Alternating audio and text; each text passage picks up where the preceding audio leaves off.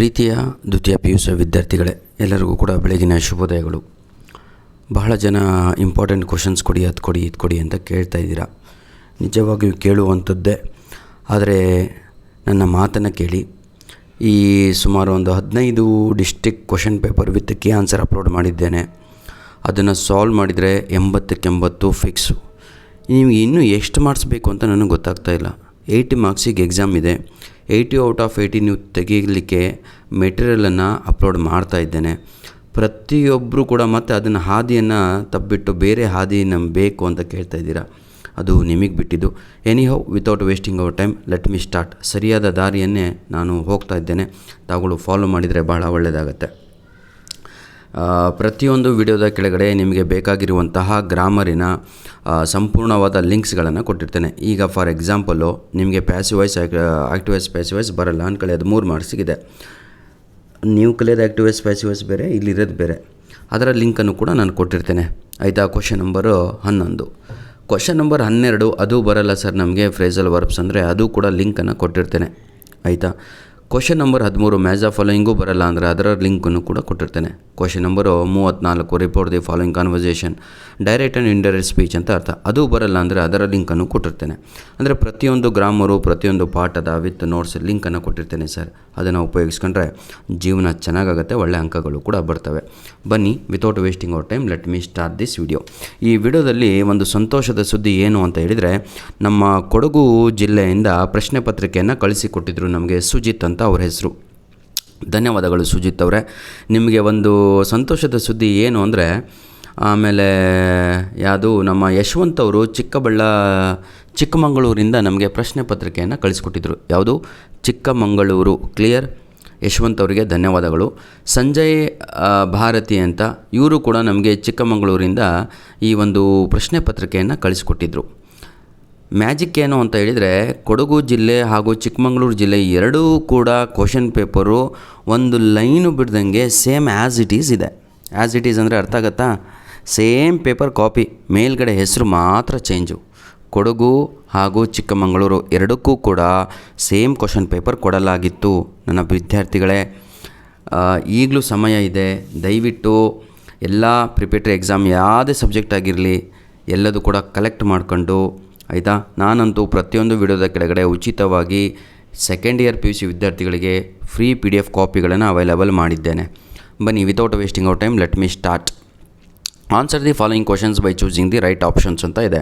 According to Romeo in Juliet dash beauty is too rich for use ಅಂತ ಇದೆ. Question number 1ಕ್ಕೆ ಸರಿಯಾದ ಉತ್ತರ ಬಂದು ಯಾರ ಬ್ಯೂಟಿ ಅಂತ ಹೇಳಿದರೆ ಅದು ಜೂಲಿಯಟ್ಟಿನ ಬ್ಯೂಟಿ ಅಂತ. ಕ್ವಶನ್ ನಂಬರ್ 1ಕ್ಕೆ ಸರಿಯಾದ ಉತ್ತರ ಆಪ್ಷನ್ ಡಿ ಆಗಿ ಇರುತ್ತೆ. Question number 2, the people of Monaco in 2 dear var dash ಅಂತ ಇದೆ. ಸೋಷಿಯಲ್, ಫ್ಯಾಷನಬಲ್, ರಿಲಯಬಲ್, ಪೀಸಬಲ್ ಅಂತ ಇದೆ. ಅದು ಶಾಂತಯುತವಾದ ರಾಷ್ಟ್ರವಾಗಿತ್ತು ಅಂದರೆ ಆಪ್ಷನ್ನು ಡಿ ಅನ್ನುವಂಥದ್ದು ಸರಿಯಾದ ಉತ್ತರ ಆಗಿರುತ್ತೆ.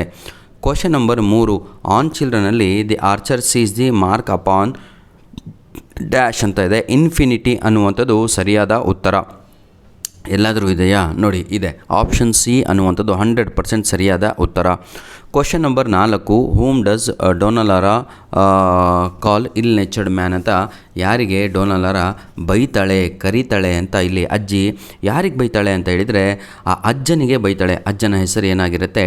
ಡಾನ್ ಗಾಂಜಲೋ. 70 ವರ್ಷದ ಮುದುಕ, ನೆನಪಿಟ್ಕೊಳ್ಳಿ. ಆಯಿತಾ?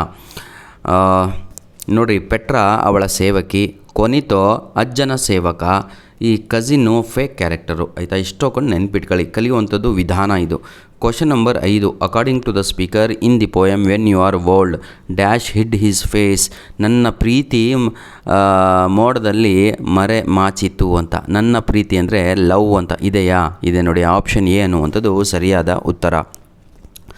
ಕ್ವಶನ್ ನಂಬರ್ 6, ನನ್ನ ಪ್ರೀತಿಯ ವಿದ್ಯಾರ್ಥಿಗಳೇ, ಕ್ವಶನ್ ನಂಬರ್ 6 ಹೋಗೋಣ. ಇಲ್ಲಿ ಐಡೆಂಟಿಫೈ ದ ಸೀಕ್ವೆನ್ಸ್ ಅಂತ ಕೊಟ್ಟಿದ್ದಾರೆ.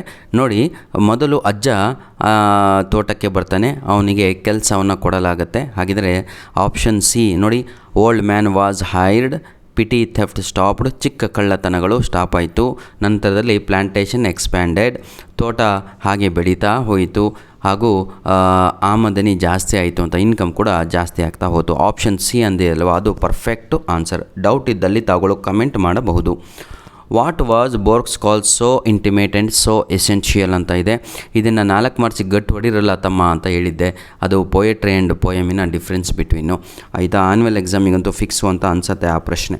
ಬನ್ನಿ ಇರಲಿ, ಒಂದು ವಿಡಿಯೋ ಕೂಡ ಮಾಡಿಕೊಡ್ತೇನೆ ಆಲ್ ಇನ್ ಒನ್ ಅಂತ. ಈಗ ಅದಕ್ಕೆ ಸರಿಯಾದ ಉತ್ತರ ಬಂದು ಬುಕ್ಸ್ ಅನ್ನುವಂಥದ್ದು ಸರಿಯಾದ ಉತ್ತರ ಆಗಿರುತ್ತೆ ಅಂತ ಬಹಳ ಜನ ಬರೆದಿದ್ದಾರೆ, ಆದರೆ ಅದು ತಪ್ಪು. ಇಲ್ಲಿ ಸರಿಯಾದ ಉತ್ತರ ಪೋಯೆಟ್ರಿ. ಆಯಿತಾ, ಆಪ್ಷನ್ ಎ ಇದೆ ಅಲ್ವಾ 7ಕ್ಕೆ, ಅದು ಸರಿಯಾದ ಉತ್ತರ. ಕ್ವಶನ್ ನಂಬರ್ 8 ನನ್ನ ಪ್ರೀತಿಯ ವಿದ್ಯಾರ್ಥಿಗಳೇ, ಇದು ಕೂಡ ಬಹಳ ಈಸಿಯಾಗಿರುವಂಥದ್ದು. ಆಯಿತಾ, in Japanese bridge through a travellers the famous and the fastest dash line runs between Tokyo and Osaka ಅಂತ ಇದೆ. ಅದಕ್ಕೆ ಸರಿಯಾದ ಉತ್ತರ ಟೋಕಿಯಾಡೋ ಅಂತ. ಆ ಟ್ರೈನು ಯಾರ ನಡುವೆ ಅಂತ. ಆಯಿತಾ, ಅದು ಟೋಕಿಯಾಡೋ ಟ್ರೈನ್ ಅಂತ. ನೋಡಿ 9ನೆಯ ಪ್ರಶ್ನೆ ಭಾಳ ಈಸಿ ಇದೆ. 2 ಸ್ಟೇಟ್ಮೆಂಟ್ ಕೊಟ್ಟಿದ್ದಾರೆ. ಇದು ಕೂಡ ಎಲ್ಲ ಕ್ವಶನ್ ಪೇಪರಲ್ಲಿ ರಿಪೀಟ್ ಆಗಿರುವಂಥದ್ದು.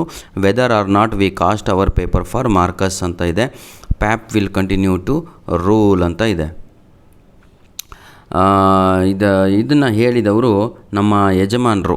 ಆಯಿತಾ, ಹಳ್ಳಿಯ ಮುಖ್ಯಸ್ಥರೆಲ್ಲರೂ ಕೂಡ ಹೇಳ್ತಾರೆ, I will cast my vote for Maduka, if not this I will take my note. ಇದನ್ನು ಹೇಳಿದವರು ರೂಫ್. ಹಾಗಿದ್ದರೆ ಸೆಕೆಂಡ್ ಸ್ಟೇಟ್ಮೆಂಟ್ ಮಾತ್ರ ಇಲ್ಲಿ ಸರಿಯಾದದ್ದು. ಹಾಗಾದರೆ ಸಿ ಅನ್ನುವಂಥದ್ದು ಆಪ್ಷನ್ನು ಸರಿಯಾದ ಉತ್ತರ ಆಗಿರುತ್ತೆ. Question number 10, single drop of water embodies ಏನು ಅಂತ ಹೇಳಿದರೆ, embodies tears shed all over the generation.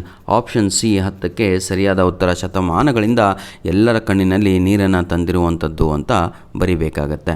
Clear? Question number 11 ನೋಡೋಣ ಈಗ. ಭಾಳ ಈಸಿ ನೋಡಿ, ಇಲ್ಲೇ ಇದೆ ಗ್ರಾಮರ್. ಆಯಿತಾ, ಇಲ್ಲೇ ಕಲಿಸ್ಬಿಡ್ತೇನೆ. Donalara said that many stories dash tell ಅಂತ ಇದೆ.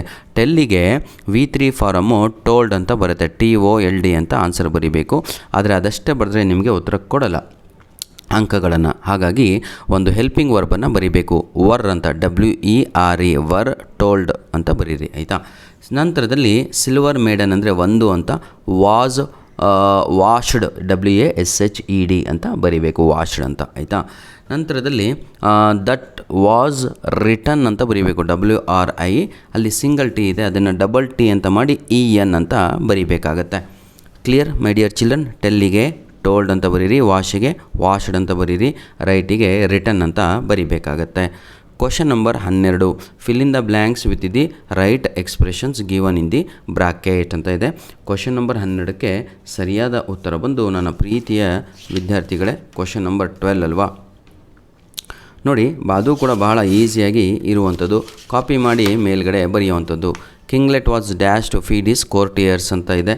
ಅದಕ್ಕೂ ಕೂಡ ಸರಿಯಾದ ಉತ್ತರ ಬಂದು hard to put to it ಅಂತ. ಅವರಿಗೆ ಭಾಳ ಕಷ್ಟ ಆಗ್ತಾಯಿತ್ತು ಅಂತ. ಆಯಿತಾ, ನಂತರದಲ್ಲಿ ಲಾಸ್ಟಿಗೆ ಇನ್ನೊಂದು ಡ್ಯಾಶಿಗೆ ರೇಕ್ ಇನ್ ಅಂತ ಬರುತ್ತೆ, ರೇಕ್ ಇನ್ ಅಂತ.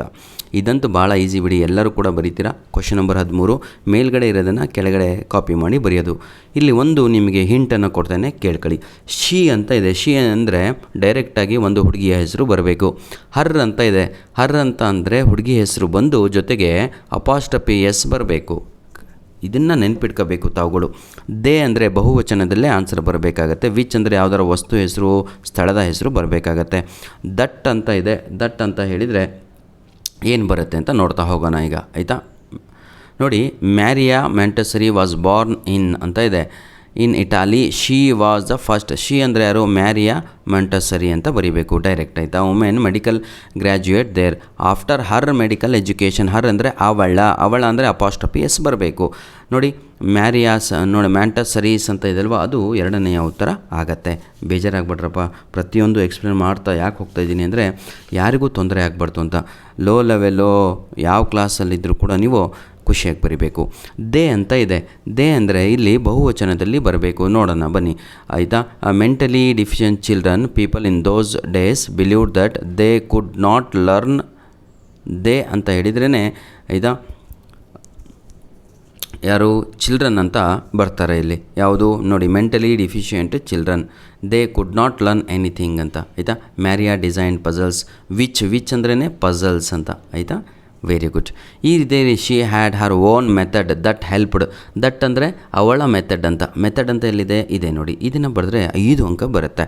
ಬನ್ನಿ, ಇದು ಬಹಳ ಡಿಫಿಕಲ್ಟ್ ಅಂತ ಅನ್ನಿಸ್ತದೆ ನನ್ನ ವಿದ್ಯಾರ್ಥಿಗಳಿಗೆ. 2 ಅಂಕದ ಪ್ರಶ್ನೆಗಳು ನೋಡಿ. ಎಷ್ಟು ಕಷ್ಟಪಟ್ಟು ಓದ್ತಿರೋ ಅಷ್ಟು ಈಸಿ ಆಗುತ್ತೆ. ಬನ್ನಿ, ನೇಮ್ 2 ಇಮೇಜಸ್. ಇದನ್ನು ನಿಮ್ಗೆ ಅವತ್ತಿಂದ ಹೇಳ್ತಾ ಇದ್ದೀನಿ. 4 ಮಾರ್ಕ್ಸಿಗೆ ಕಲೀರಲಿ ತಮ್ಮ ಇದು ಅಂತ. ಇಲ್ಲಿ 2 ಮಾರ್ಕ್ಸಿಗೆ ಕೇಳಿದ್ದಾರೆ. ಇನ್ನೊಂದು ಕಡೆ 4ಕ್ಕಿದೆ, ಅದು ತೋರಿಸ್ತೇನೆ ಆಯಿತಾ. ಇಲ್ಲೇನಿದೆ? ರೋಮಿಯೋ ಬಳಸಿದಂಥ 2 ಇಮೇಜಸ್ಗಳು ಜೂಲಿಯೆಟ್ಗಾಗಿ. ಜೂಲಿಯೆಟಿನ ವರ್ಣನೆ ಮಾಡಲಿಕ್ಕೆ, ಜೂಲಿಯೆಟನ್ನು ಹೊಗಳಲಿಕ್ಕೆ ಏನಂತ ಹೇಳ್ತಾನೆ ಅಂದರೆ as a rich jewel in an Ethiopians ear ಅಂತ ಒಂದು ಹೇಳ್ತಾನೆ. ಇನ್ನೊಂದು beauty too rich for use for earth too dear ಅಂತ ಹೇಳ್ತಾನೆ. ಇನ್ನೊಂದು ಸ್ನೋವಿ ಡವ್ ಅಂತ ಹೇಳ್ತಾನೆ. ಇದರಲ್ಲಿ ಯಾವುದಾದ್ರೂ 2 ಬರೆದ್ರೆ ಸಾಕು.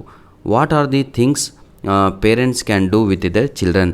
ಹಾಗಿದ್ರೆ ಪೋಷಕರು ಮಕ್ಕಳಿಗೆ ಏನೆಲ್ಲ ಕೊಡಬಹುದು ಅಂದರೆ ಪ್ರೀತಿಯನ್ನು ಕೊಡಬಹುದು. ಫಸ್ಟ್ ಪಾಯಿಂಟಲ್ಲಿ love, they can give love.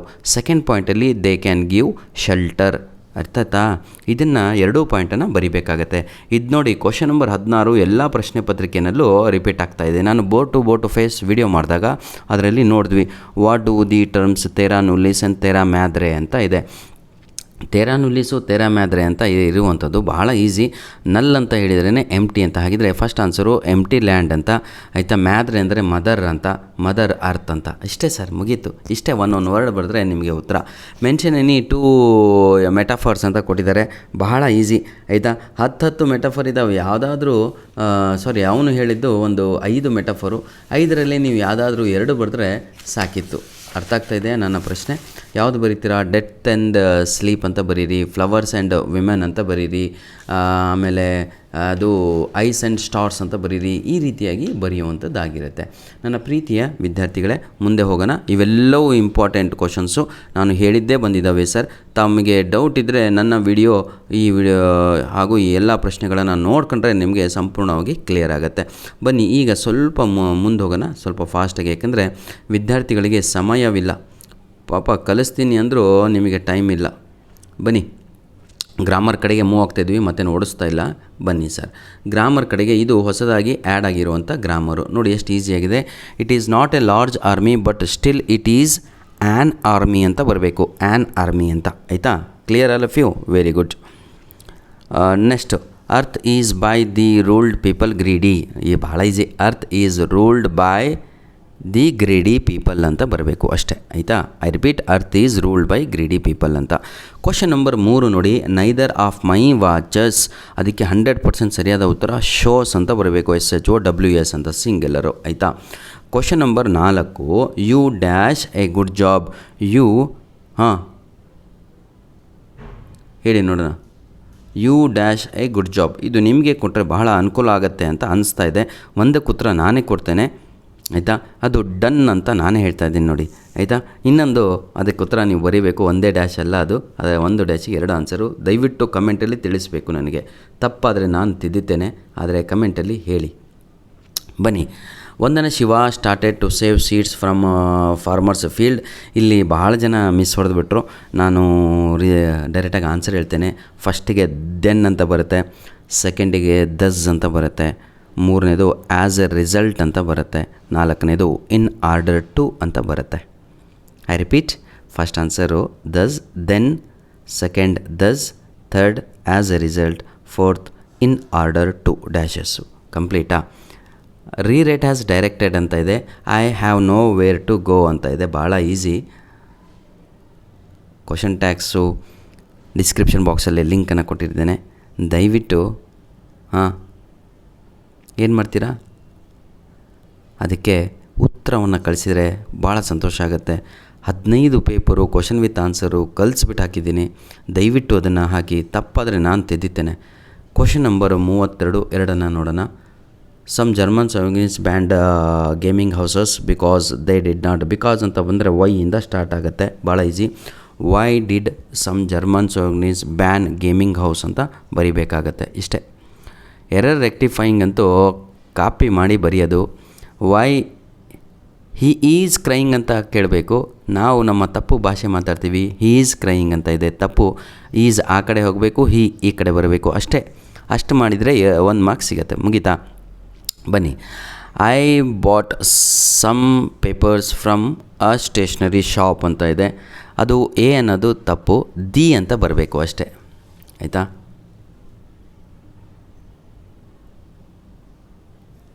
Clear. ನಂತರದಲ್ಲಿ ರೀಡ್ ದಿ ಫಾಲೋಯಿಂಗ್ ಪ್ಯಾಸೇಜ್ ಅಂತ ಇದೆ, ಆಯಿತಾ. Seals have extremely body and the for flippers ಅಂತ ಇದೆ. ಮೀನಿನ ಬಗ್ಗೆ ಇಲ್ಲಿ ಮಾತನಾಡಲಾಗಿದೆ. ಭಾಳ ಈಸಿ ಇದು ಕೂಡ ಕೊಟ್ಟಿರುವಂಥದ್ದು. ನೋಡಿ ವಿದ್ಯಾರ್ಥಿಗಳೇ, ಲಿವ್ಡ್ ಇನ್ ಡ್ಯಾಶ್ ಅಂತ ಇದೆ, ಅದು ನೀರು ಅಂತ ಬರೀರಿ. 1ನೇ ಆನ್ಸರಿಗೆ ವಾಟರ್ ಅಂತ. ಬಿಲಾಂಗ್ ಇನ್ ಆರ್ಡರ್ ಟು ಅಂತ ಇದೆ, ಪಿನ್ನಿಪೀಡಿಯಾ ಅನ್ನುವಂಥದ್ದು ಸರಿಯಾದ ಉತ್ತರ. ಮೀನಿಂಗನ್ನು ಕೇಳಿದ್ದಾರೆ, ಅದು ವಿಂಗ್ ಫೂಟ್ ಅಂತ ಬರೀರಿ. 4ನೇದು ಹಂಟೆಡ್ ಫಾರ್ ಡ್ಯಾಶ್ ಅಂತ ಇದೆ. ಹಂಟೆಡ್ ಫಾರ್ ಎಲ್ಲರಿಗೂ ಕೂಡ ಗೊತ್ತಿರುವಂಥದ್ದೇ, ಹೌದಲ್ವಾ? ಏನಕ್ಕೆ ಹಂಟ್ ಮಾಡ್ತಾರೆ ಹೇಳಿ? ಫರ್ ಆ್ಯಂಡ್ ಬ್ಲೂಬರ್ ಅಂತ, ಆಯಿತಾ. ಬ್ಲಬ್ಬರ್. ಇದು ನನ್ನ ವಿದ್ಯಾರ್ಥಿಗಳಿಗೆ 000 ಮಾರ್ಕ್ಸ್ ಪದೇ ಬರುತ್ತಿರುವಂಥದ್ದು. ಎಷ್ಟು ಈಸಿ ಇದೆ ಅಂತ ನಾನು ಕಳಿಸ್ಕೊಡ್ತೇನೆ, ಆಯಿತಾ. ನೋಡಿ, have you been in America ಅಂತ ಇದೆ.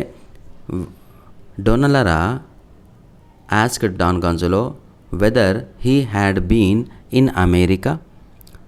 Don Gonzalo replied Donalara he had been in America several times. Donallara said Don Gonzalo that he must have gone with Columbus. Don Gonzalo asked ಅಥವಾ replied Donallara how he could know Ferdinand and Isabella. ಇಷ್ಟೇ. ಇದನ್ನು answer ಬರೀ ಕೇಳೋದ್ರಿಂದ ನಿಮಗೆ ಉಪಯೋಗವೇ ಇಲ್ಲ. Reason ಯಾಕೆ ಅಂತ ಹೇಳ್ತೇನೆ. ಕಲೀಲಿಲ್ಲ ಅಂದರೆ ಅದು ಏನು ಹೇಳ್ತಾಯಿದ್ದೀವಿ ಅಂತ ಗೊತ್ತಾಗಲ್ಲ. ಗೈಡಲ್ಲೂ ಆನ್ಸರ್ ಇರುತ್ತೆ, ನಿಮ್ಮ ಫ್ರೆಂಡು ಆನ್ಸರ್ ಕೊಡ್ತಾರೆ, ಆದರೆ ತಾವುಗಳು ಕಲಿಬೇಕಾಗಿರೋದು ಇಂಪಾರ್ಟೆಂಟು. ನೋಡಿ, ಕಂಪ್ಲೀಟ್ ದಿ ಫಾಲೋಯಿಂಗ್ ಕಾನ್ವರ್ಸೇಷನ್ ಅಂತ ಇದೆ. Kavya dash seeks permission to enter the office ಅಂತ ಇದೆ. ಕ್ಲಾಸ್ ಟೀಚರ್ ಹತ್ರ ಒಳಗಡೆ ರೂಮಿಗೆ ಹೋಗಲಿಕ್ಕೆ ಅವಳು ಕೇಳಬೇಕೀಗ. ಏನಂತ ಕೇಳ್ತಾಳೆ? Excuse me sir, May I come in ಅಂತಲೇ ಕೇಳಬೇಕು. ಇದೇ 100% ಸರಿಯಾದ ಉತ್ತರ. ನೀವು ಶಲೈ ಕಮಿನು, ಕ್ಯಾನೆ ಕಮಿನ್ ಎಲ್ಲ ತಪ್ಪು. ಮೇ ಐ ಕಮ್ ಇನ್ ಅಂತ ಬರೀಬೇಕು. MAY may I come, COME come in, full stop ಅಂತ ಹಾಕಬೇಕು, ಕ್ವಶನ್ ಮಾರ್ಕ್ ಬರಲ್ಲ. ಆವಾಗ teacher come in, what is a matter Kavya? ಆವಾಗ madam, I am suffering from fever ma'am would you please sanction leave for 2 days ಅಂತ ಹಾಕಿದ್ದಾರೆ. Gives permission ಅಂತ ಇದೆ. ಆವಾಗ ಟೀಚರು ಎಸ್ ಆಯಿತಾ, ಕಾಮ ಹಾಕಿ ಏನಂತ ಬರೀತೀರಾ ಹೇಳಿ ನೋಡೋಣ? ಐ ಗ್ರ್ಯಾಂಟೆಡ್ ಅಂತ ಬರೀಬೇಕು, ಆಯಿತಾ. ಕೊನೆಗೆ ಎಕ್ಸ್ಪ್ರೆಸಿಂಗ್ ಗ್ರ್ಯಾಟಿಟ್ಯೂಡ್ ಅಂತ ಇದೆ. ನಾನೀಗ ಇಷ್ಟು ಹೋಗ್ಕೊಂಡು ನಿಮಗೆ 17-18 ನಿಮಿಷ 20 ನಿಮಿಷ ಮಾತಾಡಿ ಒಂದು ವಿಡಿಯೋ ಅಪ್ಲೋಡ್ ಮಾಡಿದ್ದಕ್ಕೆ ನಿಮಗೆಲ್ಲೋ ಒಂದು ಕಡೆ ಥ್ಯಾಂಕ್ ಯು ಅಂತ ಅನ್ನಿಸ್ಬೇಕು ಅಂತ ಹೇಳ್ತಾ ಇರುತ್ತಲ್ವ, ಅದನ್ನು ಕಮೆಂಟಲ್ಲಿ ತಿಳಿಸಿದರೆ ಭಾಳ ಒಳ್ಳೆಯದು. ಹಾಗೆ ಕಾವ್ಯ ಕೂಡ ಟೀಚರಿಗೆ ಎಕ್ಸ್ಪ್ರೆಸಿಂಗ್ ಗ್ರ್ಯಾಟಿಟ್ಯೂಡ್, ಕೃತಜ್ಞತೆಗಳನ್ನು ಸಲ್ಲಿಸ್ತಾಳೆ, ಥ್ಯಾಂಕ್ ಯು ಸರ್ ಅಂತ, ಆಯಿತಾ. ನೋಡಿ ವಿದ್ಯಾರ್ಥಿಗಳೇ, ಪಾರ್ಟ್ ಇ ಸಂಪೂರ್ಣವಾಗಿ ಲೆಟರ್ ರೈಟಿಂಗ್. ಇದು 5 ಮಾರ್ಕ್ಸ್ ಬೇಕು ಅಂದರೆ ಇದೇ ವಿಡಿಯೋದ ಡಿಸ್ಕ್ರಿಪ್ಷನ್ ಬಾಕ್ಸಲ್ಲಿ ಯಾವ ರೀತಿಯಾಗಿ ಲೆಟ್ರ್ ಬರೀಬೇಕು, ಯಾವ ರೀತಿಯಾಗಿ ಕ್ವಶನಿಂದ ಕಾಪಿ ಮಾಡಿ ಲೆಟ್ರನ್ನ ರೆಡಿ ಮಾಡಬೇಕು ಅನ್ನೋದನ್ನು ತಿಳಿಸಿಕೊಟ್ಟಿದ್ದೇನೆ. ಎಕ್ಸಾಮಲ್ಲಿ ಯಾಕೆ ಏನು ತಪ್ಪು ಮಾಡ್ತಾ ಇದ್ದೀರಾ ಅದು ಕೂಡ ತಿಳಿಸಿಕೊಟ್ಟಿದ್ದೇನೆ. 3 ಲಿಂಕ್ಸ್ಗಳನ್ನು ಕೊಟ್ಟಿದ್ದೇನೆ, ಅದನ್ನು ಉಪಯೋಗಿಸಿಕೊಳ್ಳಿ ಅಂತ ಹೇಳ್ತಾ ವಿಡಿಯೋವನ್ನು ಇಲ್ಲಿಗೆ ಮುಗಿಸ್ತಾ ಇದ್ದೇನೆ. ಧನ್ಯವಾದಗಳು. ದಯವಿಟ್ಟು ನಮ್ಮ ಎಲ್ಲ ವಿಡಿಯೋಸ್ಗಳನ್ನು ನಿಮ್ಮ ಫ್ರೆಂಡ್ಸ್ಗಳಿಗೆ ಶೇರ್ ಮಾಡೋದನ್ನು ಮರೆಯಬೇಡಿ. ಅವರಿಗೂ ಕೂಡ ಹೆಲ್ಪ್ ಆಗಲಿ. ನೀವು ನೋಡ್ತಾ ಇದ್ದೀರಾ, ನಿಮ್ಮ ಫ್ರೆಂಡ್ಸು ಕೂಡ ಉದ್ಧಾರ ಆಗಲಿ. ನೋಡಿ, ಯಾವತ್ತು ನಾವು ಒಳ್ಳೆಯದನ್ನು ಬಯಸ್ತೀವೋ ಬೇರೆಯವ್ರದ್ದು, ದೇವರು ನಮಗೂ ಕೂಡ ಒಳ್ಳೆಯದನ್ನು ಮಾಡ್ತಾನೆ, ಆಯಿತಾ. ಹೆಲ್ಪಿಂಗ್ ಹ್ಯಾಂಡ್ಸ್ಗಳಾಗಿ. ನನಗೆ ಯಾಕ್ರಪ್ಪ ನಿಮಗೆ ಪಾಠ ಮಾಡಬೇಕು? ನಾನು ಇರೋದೇ 2 ಕಾಲೇಜ್ ಮೇಂಟೈನ್ ಮಾಡಿದರೆ ಸಾಕಲ್ವಾ? ಆದರೂ ಕೂಡ try to understand. Social service ಇದೆ ಅಲ್ವಾ, ಸಮಾಜ ಸೇವೆ, ಅದು ದೇವರ ಬಳಿ ಹತ್ತಿರ ಒಯ್ಯುತ್ತೆ ನಮ್ಮನ್ನೆಲ್ಲ, ಆಯಿತಾ. ಧನ್ಯವಾದಗಳು. All the best. ನಿಮ್ಮ ಅಮೂಲ್ಯವಾದ 18-19 ನಿಮಿಷಗಳ ಕಾಲ ಸಮಯ ನನಗೆ ಕೊಟ್ಟಿದ್ದಕ್ಕಾಗಿ ಧನ್ಯವಾದಗಳು. ದಯವಿಟ್ಟು ಇದರ PDF ಕಾಪಿಯನ್ನು ಡೌನ್ಲೋಡ್ ಮಾಡಿಕೊಂಡು ಸಂಪೂರ್ಣವಾಗಿ ಪೇಪರ್ ಮೊದಲು ತಾವೂ ಬಿಡಿಸಿ ಅಂತ ಹೇಳ್ತಾ ವಿಡಿಯೋನ ಇಲ್ಲಿಗೆ ಮುಗಿಸ್ತಾ ಇದ್ದೇನೆ. God bless you all the best.